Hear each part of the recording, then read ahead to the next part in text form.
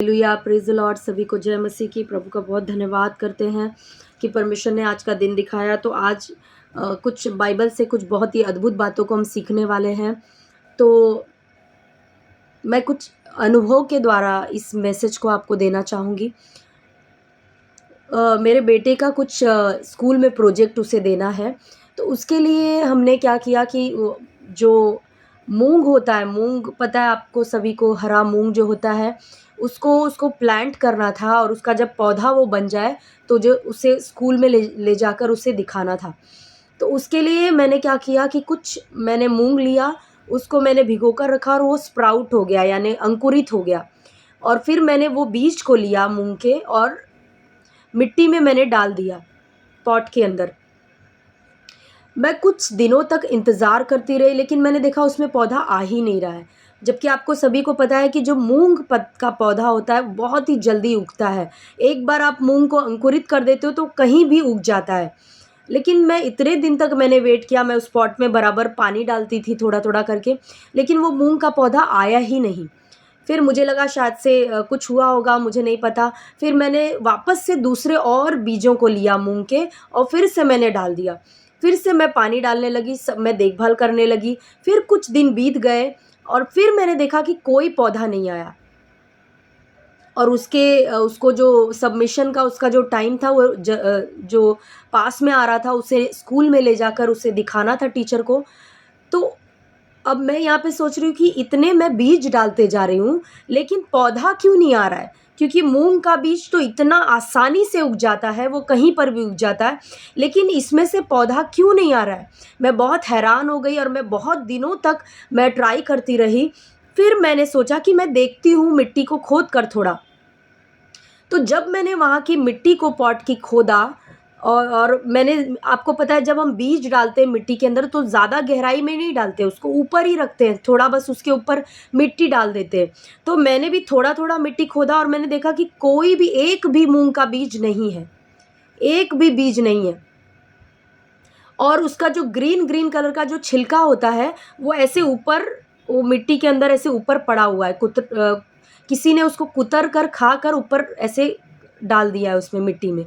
तब मैंने सोचा, तब मुझे समझ में आया कि रात को जो है, क्योंकि मैंने पीछे बालकनी में वो अपना पॉट रखा था, तो रात को उधर कभी-कभी पाइप से चूहे आते हैं ऊपर, तो रात को चूहों ने आकर क्या किया, उस मिट्टी से वो बीज को, उस मूँग के बीज को निकाल कर वो चूहे खा गए और वो चले जाते थे। और मैं सोचती थी कि मैंने इतना बीज डाला है, आज नहीं तो कल तो पौधा आएगा ही। मैं रोज़ उसको पानी दे रही थी, 2 बार 3 बार मैंने ऐसे किया और वो पौधा नहीं आया। तब मुझे समझ में आया कि ये चूहे आकर उसको खा जा रहे हैं वहाँ पर। उस बीज को वो खा जा रहे हैं मिट्टी से, क्योंकि ज़्यादा गहराई में नहीं था, ऊपर-ऊपर ही था, उनको दिख सकता था, तो वो उस बीज को, मूँग के बीज को खा जा रहे थे। हालेलुया! मैं आपको इससे क्या बताना चाह रही हूँ? मैं सोच रही थी कि इस मूँग के बीज से पौधा उगेगा, लेकिन मुझे ये नहीं पता था कि वो बीज उसके अंदर, मिट्टी के अंदर है ही नहीं। प्रियो, कई बार मसीह जीवन में हमारे साथ ऐसे ही होता है। हम सोचते हैं हम इतना उपवास कर रहे हैं, इतना प्रार्थना कर रहे हैं, तो हमें तो ज़रूर फल आएगा। आज नहीं तो कल फल आएगा ही आएगा। लेकिन क्या हमारे साथ भी ऐसा तो नहीं हो रहा है कि बीज है ही नहीं अंदर? बिना बीज के ना पौधा आ सकता है, ना फल आ सकता है। हालेलुया! मसीह जीवन में फल का मतलब ये नहीं है कि मैं आत्मा के फलों की बात नहीं कर रही हूँ, वो तो ऑलरेडी हमारे अंदर है। प्रेम, आनंद, शांति, धीरज, कृपा, भलाई, वो हमारी आत्मा में है, क्योंकि वो आत्मा के फल हैं। लेकिन मैं मसीही जीवन के फलों की बात कर रही हूँ। आप एक मसीह हो, आपके जीवन से दिखना चाहिए। आप अगर बीमारी में हो, गरीबी में हो, दुखों में हो, क्लेशों में हो, हर समय झगड़ा, लड़ाई, अशांति आपके घर में, ये मसीही जीवन में से फल नहीं दिख रहे हैं। ये तो आप अविश्वासियों के जैसे ही आपका जीवन चल रहा है।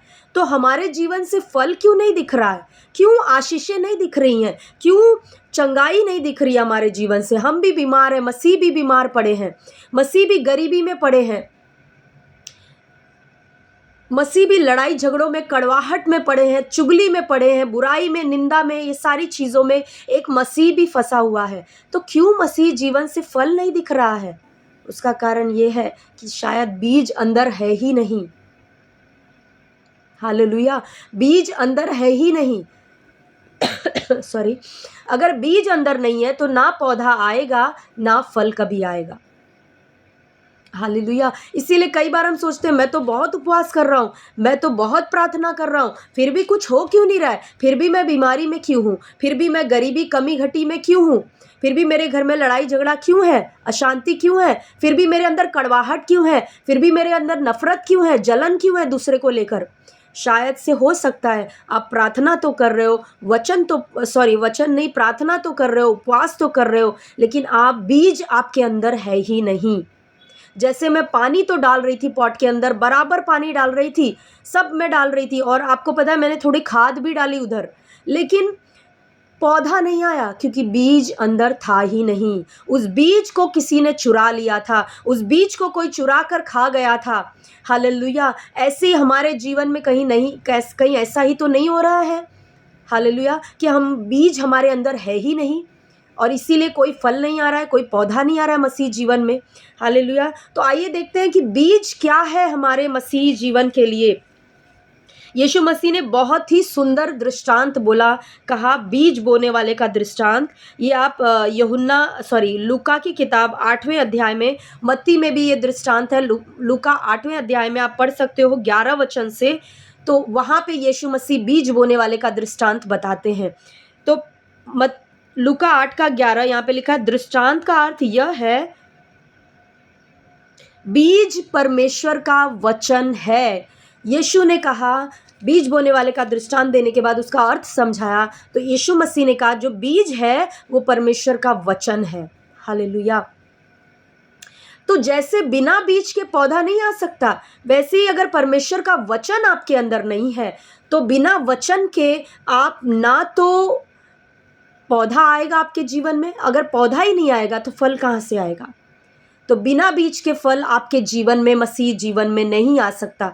बिना परमेश्वर के वचन के मसीह जीवन में फल नहीं आ सकता। हम वचन को प्रार्थना और उपवास से रिप्लेस करना चाहते हैं। आप सोचिए एक किसान जो बीज को नहीं बो रहा है अपनी धरती में, और वो उपवास करके प्रार्थनाएं कर रहा है, प्रभु मुझे अच्छी फसल आए, लेकिन उसने एक भी बीज बोया नहीं जमीन में। आपको क्या लगता है, क्या फसल आएगी? कभी नहीं आएगी प्रियो। उसी रीति से हम मसीह लोग स्ट्रगल कर रहे हैं, उपवास तो कर रहे हैं, प्रार्थना कर रहे हैं, गिड़गिड़ा रहे हैं और सोच रहे हैं प्रभु उत्तर क्यों नहीं दे रहा है। प्रभु उत्तर नहीं देगा क्योंकि आपने बीज बोया ही नहीं है, परमेश्वर के वचन को बोया ही नहीं है। वचन अपनी जगह पे है, उसको आप प्रार्थना से हटा नहीं सकते, प्रार्थना अपनी जगह पे, उसको आप वचन से हटा नहीं सकते। दोनों चीजें जरूरी है प्रियो मसीह जीवन के लिए। हालेलुया। तो यहाँ पे यीशु मसीह कहते हैं बीज परमेश्वर का वचन है। तो आपको सबसे पहले वचन लेकर अपने हृदय में बोना पड़ेगा, वचन को खाना पड़ेगा, वचन को अपने अंदर जाने देना पड़ेगा। हालेलुया। अब आप में से कुछ लोग कहोगे, अरे सिस्टर मैं तो रोज वचन पढ़ता हूँ, मैं तो संडे को भी वचन सुनता हूँ, मैं तो रोज वचन पढ़ता हूँ, फिर मेरे जीवन में फल क्यों नहीं है? उसका कारण भी मैं आपको बताती हूँ। हालेलुया, थैंक यू जीसस, धन्यवाद यीशु, थैंक यू फादर लॉर्ड। मत्ती की किताब जब हम पढ़ेंगे तो मत्ती में भी यीशु मसीह ने सेम यही दृष्टांत, बीज बोने वाले का दृष्टांत 13 अध्याय में यही दृष्टांत कहा। हालेलुया। 13 अध्याय में पहले वचन से जब आप पढ़ोगे तो वहाँ पर यीशु मसीह बीज बोने वाले का दृष्टांत बता रहे हैं, लेकिन 18 वचन से उसका अर्थ बता रहे हैं कि उस दृष्टांत का अर्थ क्या है। 18 वचन में यीशु मसीह कह रहे हैं, मत्ती 13:18 में, अब तुम बोने वाले के दृष्टांत का अर्थ सुनो। जो कोई राज्य का वचन सुनकर नहीं समझता, ध्यान देना वर्ड, नहीं समझता, उसके मन में जो कुछ बोया गया था उसे वह दुष्ट आकर छीन ले जाता है। आप वचन तो पढ़ रहे हो, वचन सुन भी रहे हो, लेकिन क्या आप वचन को समझ रहे हो? हालेलुया। यहाँ पे साफ साफ लिखा है, जब अगर वचन को सुनकर आप समझते नहीं हो तो आपके मन में जो कुछ बोया गया वो शैतान आकर लेकर चला जाएगा। जैसे मैंने कहा कि मैंने तो बीज डाला था पॉट में, लेकिन पौधा आ ही नहीं रहा था क्योंकि कोई तो था जो उसको चुरा कर खा कर जा रहा था रोज, हर रात को। तो जैसे हम उस बीज को डालते हैं, क्या हम उसे समझते हैं? क्या परमेश्वर के वचन को समझकर हम सुन तो रहे हैं, लेकिन क्या समझने की कोशिश कर रहे हैं? या हम कलीसिया में बैठकर वचन तो जा रहा है, हम आंखें तो खुली, कान भी खुले हैं, लेकिन हमारा ध्यान कहीं और है। हमारा ध्यान घर पर है कि अभी जाके क्या बनाएंगे, क्या खाएंगे, कैसे जाएंगे, क्या करेंगे, आज संडे है तो आज के दिन हम कहाँ जाएंगे, क्या घूमने जाएंगे, शॉपिंग क्या करेंगे, या हमारा ध्यान ये सब चीज़ों पे है। प्रियो, बहुत ज़रूरी है परमेश्वर के वचन को समझना, ना सिर्फ सुनना, लेकिन उसको समझना बहुत ज़रूरी है। यहाँ पे साफ साफ लिखा है, अगर कोई सुन रहा है और समझ नहीं रहा है तो जो कुछ गया है उसके अंदर जाएगा, क्योंकि वो सुन रहा है, वो जाएगा उसके अंदर, लेकिन वो रहेगा नहीं ज़्यादा समय के लिए। शैतान आएगा और उसको चुरा कर लेकर चला जाएगा। और जब बीज ही आपके अंदर से चुरा लिया शैतान ने, तो फल कहाँ से दिखेगा आपके मसीह जीवन में? Hallelujah, thank you Jesus. तो बहुत ज़रूरी है कि परमेश्वर के वचन को हमें सिर्फ सुनना नहीं है, लेकिन समझना है। और समझेंगे कैसे? हो सकता है आपको एक बार में सुनने से नहीं समझेगा, आप बार बार सुनो उसी चीज़ को, एक ही वचन को ले लो, बार बार सुनो। आप हम कई बार कूदते हैं, मतलब ये प्रीचिंग सुनते हैं, फिर दूसरी प्रीचिंग, फिर तीसरी प्रीचिंग। नो, एक टॉपिक के ऊपर, जैसे चंगाई के ऊपर आप प्रीचिंग सुन रहे हो, उसको जितने भी वचन है उनको अपने अंदर जाने दो, उसको समझो। हालेलुया, उसको समझो, अपने अंदर जाने दो। ऐसे ही उसको एक बार सुन के फिर दूसरी प्रीचिंग पे मत जाओ, उसको समझो क्या आप सुन रहे हो। हालेलुया, बहुत ज़रूरी है वचन को समझना। हम कई बार लगता है हमें कि अरे मैंने वचन तो मैं तो बहुत वचन मैं तो रोज़ पढ़ती हूँ, तो परमेश्वर को मुझे आशीष देना चाहिए। प्रियो, वचन हम परमेश्वर के लिए नहीं पढ़ रहे हैं, वचन हमारी बढ़ोतरी के लिए पढ़ रहे हैं। आप सोचो, एक बच्चा अपनी क्लास में जो पढ़ रहा है, चाहे वो 5th का हो, चाहे 6th का बच्चा हो, टीचर उसको पढ़ाकर चली जाती है, वो बच्चा घर पर आता है और अपने लेसन को पढ़ लेता है एक बार, और बोलता है अब तो टीचर को मुझे 100% मार्क्स देना चाहिए क्योंकि मैंने पूरा लेसन पढ़ लिया। आपको लगता है उसके लेसन पढ़ने से उसको 100% मार्क्स मिलेगा? उसको वो लेसन को वापस से समझना पड़ेगा, उसको खुद से समझना पड़ेगा। जब वो समझेगा और जब एग्ज़ाम आएगा, एग्ज़ाम में जब उसने समझा होगा उस लेसन को, तो अच्छी रीति से एग्ज़ाम को लिख सकता है और तब टीचर उसको मार्क्स दे सकती है। उसी रीति से प्रियो, वचन भी वैसा ही है। वचन हमारे लिए, परमेश्वर के लिए नहीं है। वचन को हम पढ़ के हम परमेश्वर को खुश नहीं कर रहे हैं कि मैंने आज पढ़ लिया बस परमेश्वर खुश हो गया। नो, परमेश्वर आपसे वैसे भी खुश है। वचन को पढ़ रहे हैं हम समझने के लिए, ताकि हम मसीह में कौन है, मसीह ने हमें क्यों भेजा है, क्या मकसद है, क्यों आए हैं, नई सृष्टि का मतलब क्या है, चंगाई अगर परमेश्वर ने दे दिया है तो मैं क्यों नहीं अनुभव कर रहा। ये सारी चीज़ों को, सत्य को जानने के लिए, समझने के लिए हम वचन को पढ़ते हैं। इसीलिए यूहन्ना में 8वें अध्याय में यीशु मसीह ने कहा, तुम सत्य को जानोगे और सत्य तुमको आज़ाद करेगा। वो ये नहीं कहा यीशु ने कि सत्य को बस पढ़ोगे और तुमको आज़ाद कर देगा। तुमको जानना पड़ेगा उस सत्य को, समझना पड़ेगा उस सत्य को, तब वो आपको आज़ाद करेगा। वो आपकी आज़ादी के लिए है प्रियो। Hallelujah, thank you Jesus. तो आप में से बहुतों का जो क्वेश्चन था कि हम पढ़ते तो हैं लेकिन फिर भी फल नहीं है, उसका कारण यही हो सकता है कि आप पढ़ रहे हो, सुन रहे हो, लेकिन क्या आप समझ रहे हो? आपका ध्यान अगर इधर उधर भटक रहा है, कलीसिया में वचन के समय आप सो रहे हो तब तो वचन आप सुनोगे ही नहीं, अंदर ही नहीं जाएगा, तो शैतान को तो कुछ करने की ज़रूरत ही नहीं है। लेकिन अगर आप अलर्ट होकर सुन भी रहे हो और समझ नहीं रहे हो, आपका दिमाग यहाँ वहाँ भटक रहा है, तो भी शैतान ईजिली उस वचन को जो आपके अंदर गया चुरा लेगा।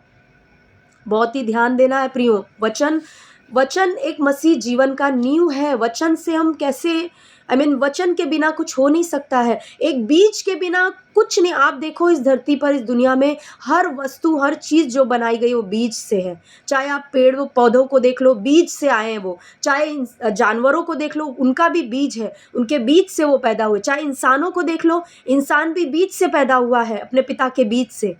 तो बीज इस सृष्टि का, ये जो नेचुरल जो सृष्टि है या नैसर्गिक सृष्टि है, इसका भी ये बीज एक सबसे इम्पॉर्टेंट हिस्सा है। उसी रीति से आत्मा में भी है प्रियो। बीज जो है यानी परमेश्वर का वचन, ये आत्मा में भी वैसा ही है, एक इम्पॉर्टेंट हिस्सा है। बिना वचन के आप आत्मा में भी कोई चीज़ बना नहीं सकते हो, कोई चीज़ बन नहीं सकती है। इसीलिए वचन, उत्पत्ति की किताब में परमेश्वर ने क्या किया? पहले वचन में परमेश्वर ने कहा, बोला, वचन बोला। बिना वचन के उन्होंने सृष्टि की रचना नहीं की। तो वचन बीज के समान है। जैसे बीज बिना इस दुनिया में कुछ नहीं आया, उसी रीति से आत्मा में भी वचन के बिना कुछ नहीं आ सकता है। आप अगर बीमारी में हो, आप गरीबी में हो, आप परेशानियों एक के बाद एक आ रही है, वचन आप नहीं बोल रहे या वचन आपके अंदर नहीं है। और अगर आपने कभी डाला भी है वचन को, हम विश्वासियों का बहुत हमारे अंदर एक बहुत गड़बड़ी रहती है। हमको लगता है वचन पढ़ना मतलब प्रभु को खुश करना। मैंने आज का बस कोटा पूरा कर लिया, वचन पढ़ लिया, खुश हो गया प्रभु। नो, वचन प्रभु के लिए है ही नहीं, वचन आपके और मेरे लिए है। क्योंकि वचन सत्य है और सत्य जब हमारे अंदर जाएगा, समझने लगेंगे हम सत्य को, तो हम आज़ाद होते जाएंगे। Hallelujah, thank you Jesus. इसीलिए वचन को अपने अंदर समझ कर डालना बहुत ज़रूरी है। आपको नहीं समझ में आ रहा है, एक बार में बार बार प्रीचिंग को सुनो, बार बार समझने की कोशिश करो। एक ही वचन लो, उसके आगे मत बढ़ो। एक ही वचन को जब तक समझ में नहीं आ रहा है, उसको बार बार पढ़ो, बार बार पढ़ो। पवित्र आत्मा से बोलो मुझे समझाओ, किसी की मदद लो, बोलो मुझे समझाओ। आपको ज़रूर परमेश्वर पवित्र आत्मा तो इसीलिए दिए गए हैं आपको समझाने के लिए। ज़रूर आपको वो वचन समझेगा। और मैं आपको एक बहुत ही महत्वपूर्ण ट्रिक बताऊंगी जिसके द्वारा वचन आपके लिए खुल जाएगा। बहुत ही अद्भुत तरीके से आप वचन को समझने लगोगे अगर आप वो करोगे तो। हालेलुया। तो यहाँ पर हमने देखा कि वचन तो हम पढ़ रहे हैं लेकिन फल क्यों नहीं आ रहा है, उसका कारण ये हो सकता है कि हम वचन को समझ नहीं रहे। हालेलुया। अब हमने वचन को समझ लिया, हमने उसको अंदर डाल लिया। अब जब आप उसी मत्ती में 13 अध्याय में जब आप पढ़ोगे या लूका में पढ़ोगे, तो आप आगे का जब वचन पढ़ोगे तो आपको पता चलेगा कि वहाँ पर यीशु मसीह और भी प्रकार की भूमि की बातें करते हैं। वो मैं नहीं पढ़ूंगी आज, वो मैं नहीं बताऊंगी पूरा। मैं एक और भूमि के बारे में, जो आखिरी भूमि है, जो फल लाती है, उसके बारे में बात करूंगी। हालेलुया। अब वचन को पढ़कर समझना हमने समझ लिया, अंदर रख लिया, सिर्फ इतना ही काफ़ी नहीं है, लेकिन उस वचन को हमें प्रोटेक्ट करना है, संभालना है, बचाना है, सुरक्षित रखना है। जैसे मैंने आपको बताया कि जब मैंने पॉट को पीछे बालकनी में रखा था तो चूहे आकर खा जा रहे थे। जब मैंने ये चीज़ देखा, नोटिस किया, तब मैंने क्या किया, उस पॉट को उठाया और अपने किचन की बालकनी जो है वहाँ पर लाकर रख दिया। अब वहाँ पर रखने के बाद और मैंने वापस से उसमें बीज डाले और पानी डालती गई। और फिर मैंने देखा कुछ दिनों के बाद, 1-2 दिन के बाद, इतने बड़े बड़े उसमें से पौधे आने शुरू हो गए, अंकुर आने शुरू हो गए, इतने बड़े बड़े पौधे आने लगे। मैंने उसको प्रोटेक्ट किया, उसको संभाला। मैं उसी जगह मैंने उसको छोड़ नहीं दिया क्योंकि मुझे पता है यहाँ चूहे आकर उसको खा रहे थे। मैंने उसको ले जाकर दूसरी जगह रखा, ऐसी जगह जहाँ पर कोई जानवर आकर या चूहे आकर नहीं खा सकते, वहाँ पर रखा और वहाँ पे पानी डालती गई, उसकी सुरक्षा मैंने की। और फिर उसमें से वो पौधा आया और वो पौधा बढ़ने लगा। उसी रीति से वचन को जब वचन हम लेते हैं, हमारे अंदर जाता है, तो हमें उसको संभालना भी ज़रूरी है। इसीलिए लूका 8:15 में जब यीशु मसीह अच्छी भूमि की बात कर रहे हैं, तो भूमि कैसी है आइए देखते हैं लूका के 8:15 में। पर अच्छी भूमि में के वे हैं जो वचन सुनकर भले और उत्तम मन में संभाले रहते हैं। वचन सुनकर समझते हैं, अंदर लेते हैं और भले और उत्तम मन में संभाले रखते हैं उस वचन को और धीरज से फल लाते हैं। हालेलुया। बहुत ही महत्वपूर्ण शब्दों को यहाँ पे लूका ने यूज़ किया है। यहाँ पे धीरज, भले और उत्तम मन में संभाले रखते हैं, ये बहुत ही सुंदर शब्द हैं। ये शब्द अगर हम समझ गए तो हमें ये परमेश्वर के वचन की इम्पोर्टेंस पता चल जाएगी और हमारा जीवन कभी भी सेम नहीं रहेगा। तो जब हम वचन को सुनते हैं, समझते हैं, हम समझते हैं अच्छी बात है, लेकिन उसको भले और उत्तम मन में संभाल कर रखना है। उसको निकलने नहीं देना है अपने अंदर से। Hallelujah, thank you Jesus. संभाल कर रखना है और धीरज से फल लाना है, यानी समय लगेगा। आप आज वचन बोल रहे हो, आप सपोज आपने ये वचन लिया कि यीशु के कोड़े खाने से मैं चंगा हो गया। आपने कई बार तो हम इसे बिना समझे बोलते हैं, यीशु के कोड़े खाने से मैं चंगा हो गया। किसी ने बोल दिया आप बहन आप ये रटते रहो आप चंगे हो जाओगे, और हम रटते रहते बिना समझे सोचे, तो वो कभी काम नहीं करेगा। वो भी करेगा, आप बोलते बोलते उसको समझने लगोगे। बोलना बंद नहीं करना हमें, लेकिन कई बार हम बोलते हैं और काम नहीं करता तो फिर हम इल्ज़ाम लगाने लगते हैं, अरे परमेश्वर का वचन काम नहीं करता है। ऐसा नहीं प्रियो, वो इसलिए हो रहा है क्योंकि आप सिर्फ बोल रहे हो, उससे समझ कर नहीं बोल रहे हो। ये कोई वचन थोड़ी ना है सिर्फ कि यीशु के कोड़े खाने से आप चंगे हो गए। ये तो सत्य घटना है जो 2000 साल पहले हुई है। यीशु नाम का एक व्यक्ति जो परमेश्वर का पुत्र अपने आप को कहता है, वो क्रूस पर मारा जाता है, उसने कोड़े खाए। अब ये ये वचन कह रहा है कि उसके कोड़े खाने से तुम चंगे हो गए। जब उस वाक्य के पीछे कि यीशु के कोड़े खाने से मैं चंगा हो गया, इस वाक्य के पीछे की उस घटना को समझकर और जानकर कि यीशु कौन था, उसने कोड़े खाए, मेरे लिए खाए, क्यों खाए, ये सारी चीज़ों को समझकर जानकर जब आप उस वचन को बोलते हो, तब 100% है कि आप चंगे होते हो। तो उस वचन को समझना जरूरी है और भले और उत्तम मन में संभालना जरूरी है। एक बार आप समझ गए, लेकिन कुछ समय तक आप बोल रहे हो उस वचन को और आपको रिजल्ट नहीं नजर आ रहा है, तो आप क्या करते हो? अरे नहीं नहीं, कुछ नहीं, मैं तो इतना टाइम मैंने बोला वचन, कुछ नहीं हुआ, आप छोड़ देते हो। यहाँ पे क्या लिखा है? भले और उत्तम मन में संभाले रखते हैं, उसको जाने नहीं देते वचन को, क्योंकि पता है वचन ही सत्य है, ये वचन कभी टल नहीं सकता। अगर लिखा है यीशु के कोड़े खाने से तुम चंगे हो चुके थे, मतलब हो चुके थे, उसमें कोई डाउट नहीं है, वो सही है। बाकी परिस्थितियों को बदलना पड़ेगा। वचन को हम छोड़ देते हैं और सोचते परिस्थितियां सत्य हैं। वचन सत्य है, परिस्थितियां फैक्ट है, परिस्थितियों को बदलना पड़ेगा। वचन कभी नहीं बदलेगा, वचन वही का वही रहेगा। आपकी परिस्थितियों को बदलना पड़ेगा। और कब बदलेंगी? जब आप ये जानोगे कि ये वचन सत्य है, मैं इसको नहीं छोड़ूंगी, ये बोलती रहूंगी, ये घोषणा करती रहूंगी जब तक मेरी परिस्थितियां नहीं बदले, तब तक। हालेलुया। ऐसे मसीहों की ज़रूरत है जो वचन को इस हद तक पकड़ कर रखते हैं। हालेलुया। तो भले और उत्तम मन में हमको संभालना है उस वचन को। और क्या करना है? वचन क्या कह रहा है? और धीरज से फल लाते हैं। याद रखिए, धीरज शब्द बहुत इंपॉर्टेंट है। धीरज से फल लाते हैं। मैंने कहा बहुत बार, आप वचन को बोलते हो, तुरंत नहीं होगा, लेकिन धीरज रखना पड़ेगा आपको, और होगा तो ज़रूर होगा, लेकिन धीरज की ज़रूरत है। आपने कभी देखा है, आपने आज बीज बोया और आप कल आपको पौधा मिल गया? कभी ऐसा नहीं होता। अगर नेचुरल में ऐसा नहीं है, तो आत्मा में भी ऐसा ही है। आत्मा में भी हमें ऐसे ही उस वचन को पकड़कर, उस बीज को पकड़कर रखना है। Hallelujah, thank you Jesus. तो हमें संभालना है, भले और उत्तम मन में उस वचन को संभाल कर रखना है और बोलते रहना है, घोषणा करते रहना है, मनन करते रहना। वचन का मनन बहुत ज़रूरी है। जब आप वचन का मनन करते हो तो आप उस वचन को समझने लगते हो और वचन को अपने अंदर हृदय में जाने देते हो और भले और उत्तम मन में संभाले रखते हो वचन को मनन करने के द्वारा। बहुत ज़रूरी है वचन को मनन करना। कोई भी वचन लो और मनन करो, ये क्या बात कर रहा है वचन, किसके बारे में बात कर रहा है, इस वचन के पीछे का पृष्ठभूमि क्या है, या क्यों ये वचन किस समय में लिखा गया, क्यों ये लिखा गया, ये वचन क्या बात कर रहा है, मेरे लिए कैसे लागू होता है। ये सारी चीज़ें हमें समझना प्रियो बहुत ज़रूरी है। वचन को हल्के में नहीं लेना है। वचन ही बीज है। जैसे अगर शरीर में बीज के बिना कुछ नहीं आया, तो आत्मा में भी हम फल क्यों नहीं देख रहे अपने मसीह जीवन में? क्योंकि बीज नहीं है। बीज को बोना सीखो अपने अंदर, और बोना सीखो और संभालना सीखो, प्रोटेक्ट करो उसे। कई बार मैं आपको बताती हूँ कि शैतान वचन को कैसे चुराता है, मैं आपको समझाती हूँ। कलीसिया में कई बार आप जाते हो, आप वचन को सुनते हो। मान लीजिए इसी संडे आपने सुना फाइनेंशियल प्रॉस्पेरिटी के ऊपर, यानी पैसों रुपए में आर्थिक बढ़ोतरी के ऊपर आपने वचन को सुना।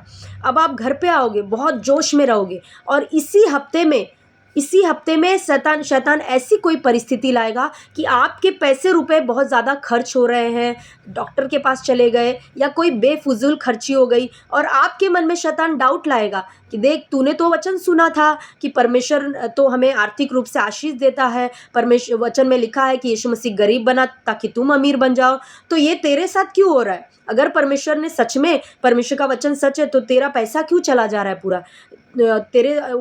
तेरे जीवन में तो और बढ़ोतरी आनी चाहिए, ये पैसे रुपए क्यों चले जा रहे हैं? वो क्या है? शैतान का एक ट्रिक है उस वचन को आपके अंदर से चुराने के लिए। और आप भी सोचने लगते हो, अरे सच में संडे को ही तो मैंने ये वचन सुना था आर्थिक बढ़ोतरी के ऊपर, और अभी देखो क्या हो रहा है, किधर बढ़ोतरी हो रही है मेरा तो और घटी हो रहा है। मतलब वचन काम नहीं करता। नो प्रियो, शैतान का ट्रिक है कि वो वचन आपके अंदर से निकाल ले। जैसे ही आप ऐसा सोचने लगते हो, वो वचन आपके अंदर से चला गया, फिर वो कभी फल नहीं लाएगा। लेकिन अगर आप उसको पकड़ कर रखते हो, नहीं वचन सत्य है, संडे को सिखाया गया था कि मैं मसीह ने मुझे सारी आशीषों से आशीषित किया है, मैं वारिस हूँ, मुझे पैसे रुपए की घटी नहीं हो सकती, धर्मियों के संपत्ति पे यहोवा का आशीष होता है और यीशु गरीब बना ताकि हम अमीर बन जाए। ये सारे वचन सिखाए गए थे संडे के दिन। ये वचन सत्य है। ये परिस्थितियाँ जो है इसको बदलना पड़ेगा। मेरे जो पैसे रुपए खर्च हो रहे हैं, फिजूल में जा रहे हैं, वो सबको वापस आना पड़ेगा मेरे पास। हालेलुया। अगर आप इस तरह से वचन को पकड़कर घोषणा करते हो तो आप देखोगे वो सारा कुछ रिस्टोर होगा। लेकिन अगर शैतान का ट्रिक है ये सारी चीज़ें, कई बार आप चंगाई के ऊपर वचन सुनकर आओगे जिस हफ्ते, और उसी हफ्ते आपके घर में बीमारी आपको दिखने लगेगी। क्यों? शैतान उस वचन को निकालना चाहता है। हालेलुया। जो आपने संडे को सुना, कई बार आप संडे को शांति के ऊपर वचन सुनकर आते हो कि एक दूसरे से प्रेम करो, लड़ाई झगड़ा नहीं करो, और उसी हफ्ते में आपके घर में ज़्यादा लड़ाई झगड़ा हो रहा है। क्यों? शैतान सारी परिस्थितियों को लाएगा उस वचन को ख़त्म करने के लिए आपके जीवन से, कि देख जो वचन तूने सुना था ना वो काम का नहीं है, वो सही नहीं है। ऐसा थोड़ी ना होता है, सब उल्टा हो रहा है तेरे घर में, वो वचन काम का नहीं है। लेकिन आपको तब बोलना है वो वचन सत्य है, परिस्थितियों को बदलना पड़ेगा। ये मेरे घर में जो चल रहा है वचन के खिलाफ चल रहा है, इसीलिए वचन सत्य है और ये परिस्थितियों को बदलना पड़ेगा। तो इस तरह से हमें वचन को लेना है प्रियो, और भले और उत्तम मन में संभालना है। और एक बार जब आपने वचन को संभाल लिया, वो पौधा बन गया, धीरे धीरे पेड़ बन गया, फिर वो फल लाने से कोई उसे रोक नहीं सकता। लेकिन याद रखना एक शब्द, धीरज।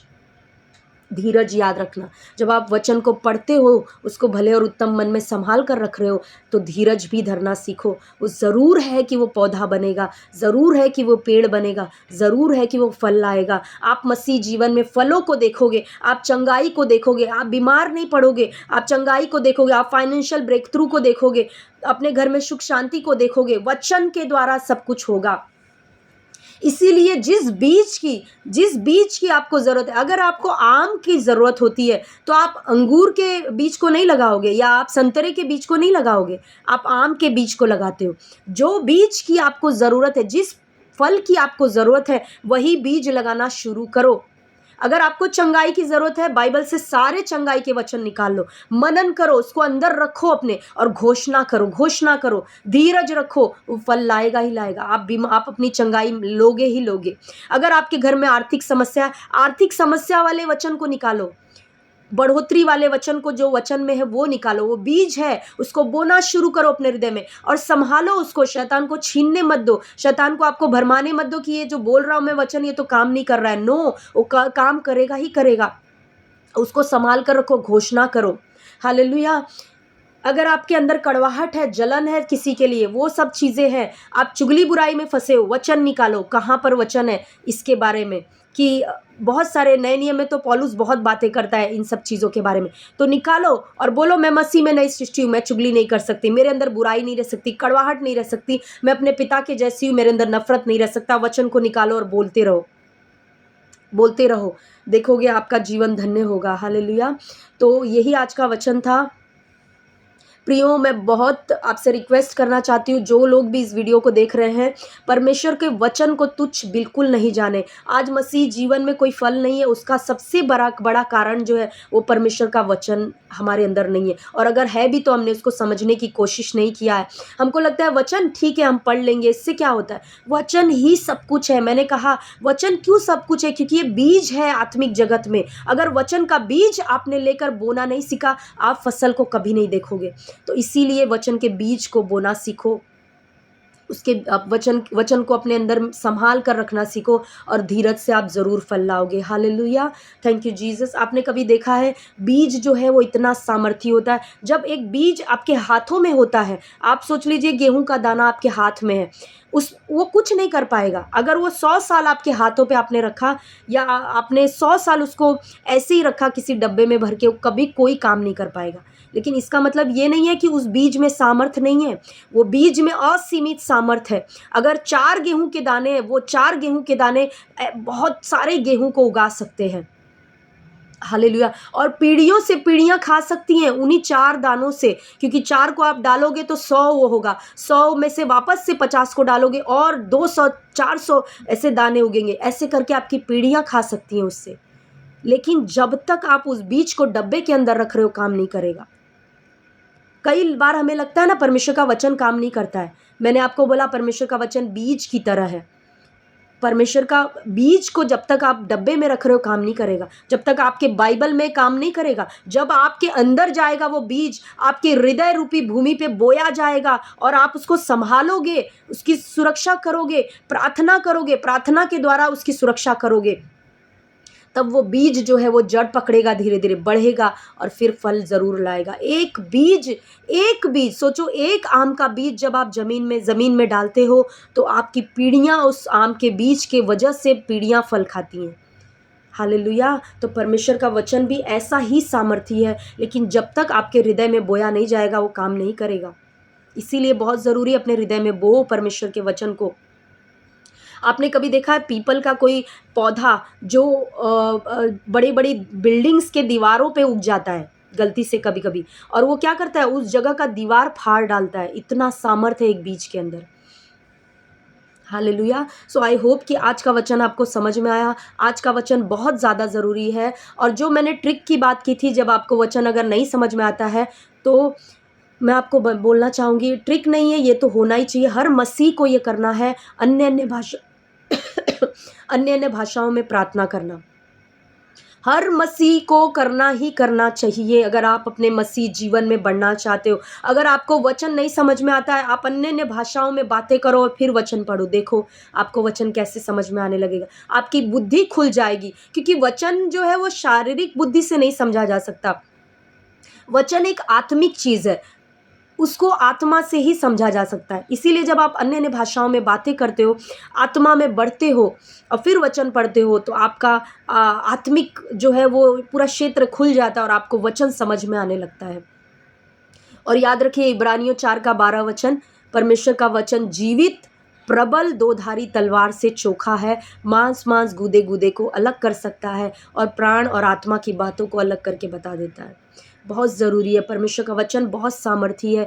आपको कभी भी वचन सेम नहीं रहने देगा प्रियो। आपको नहीं समझ में आ रहा, आप अन्य भाषा करके वचन पढ़ो, पढ़ते रहो। आप वचन को छोड़ो मत पढ़ना, आप पढ़ते रहो और आपको अचानक से समझने लगेगा वचन, अचानक से रेमा वचन आपको मिलने लगेगा। हालेलुया। और आपका जीवन कभी सेम नहीं रहेगा। सो गॉड ब्लेस यू ऑल। आज के वचन से प्रभु आप सभी को आशीष करे, आपकी आंखों को खोले, ताकि आप परमेश्वर के वचन के महत्व को समझ सको और आपका जीवन कभी सेम ना रहे। सो गॉड ब्लेस यू ऑल। वापस से मिलेंगे परमेश्वर के वचन के साथ, तब तक के लिए सभी को जय मसीह की आमीन।